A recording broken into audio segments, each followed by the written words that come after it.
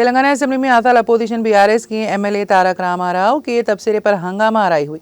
उन्होंने कहा कि काम करवाने के लिए कांग्रेस के लीडरान 30% कमीशन ले रहे हैं, जिस पर हुक्मरान जमात कांग्रेस के अरकान ने शदीद एतराज़ किया और इस पर काफ़ी हंगामा आराई हुई। इस मामले पर शदीद एतराज़ करते हुए नायब वज़ीर आला मल्लू भट्टी विक्रमार्का और हुक्मरान जमात के अरकान ने कहा कि बीआरएस के अरकान अपनी हद में रहकर बात करें, जिस पर बीआरएस के अरकान ने भी एतराज़ जाहिर किया। इस मामले पर कांग्रेस और बीआरएस अरकान के दरमियान तल्ख कलामी हुई और ऐवान में गर्मा गर्म माहौल देखा गया। भट्टी विक्रमार्का ने केटीआर को चैलेंज किया कि वो अपने इल्जामात को साबित करे, वरना असेंबली में माफी मांगे।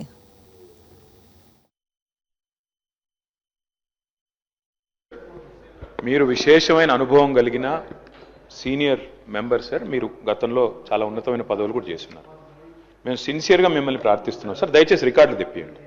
ఎన్నిసార్లు ఇంటరప్షన్లు అయినాయి, ఎన్నిసార్లు మంత్రులు అంత అంత అంత ఎక్సైట్ అయ్యి మాట్లాడితే ఎట్లా సార్? మంత్రులు sir, the essence of democracy, దయచేసి కొత్త సభ్యులు కాంగ్రెస్ నుంచి 53 మంది ఉన్నారు.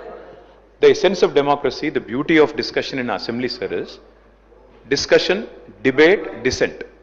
సార్, అపోజిషన్ అనేది మాకు we will have our say, the government will have its way. That is the essence of democracy.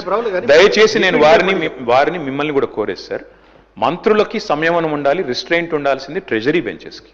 Opposition సహజంగానే మేము ప్రభుత్వం చేయని పనులు, ఇస్తానని చెప్పిన మాటలు, హామీలు కాని హామీలు మేము దయచేసి ప్రకాష్ రెడ్డి గారు, స్పీకర్ గారు ఒకటే రిక్వెస్ట్, మంత్రులకి మీరు దయచేసి చెప్పండి. ఇప్పుడు మేము కూడా ప్రొవోక్ చేయాలనుకుంటే మేము కూడా మాట్లాడచ్చు సార్. మేము కూడా చెప్పొచ్చు 30% కమిషన్ అని వాళ్ళ ఎమ్మెల్యేలు అంటున్నారు, 20% కమిషన్ అని సెక్రటేరియట్ లో ధర్నాలు అవుతున్నాయి.